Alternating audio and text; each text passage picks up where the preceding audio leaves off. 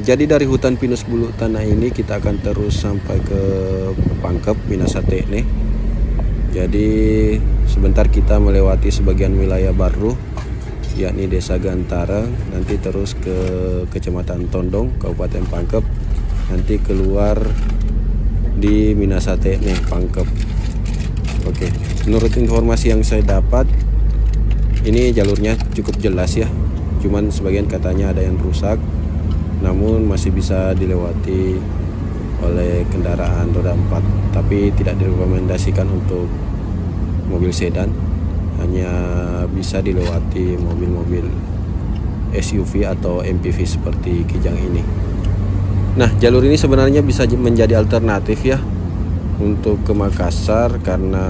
sekarang ini ada banyak pengerjaan di jalur Camba, khususnya di daerah Kapang sana, sering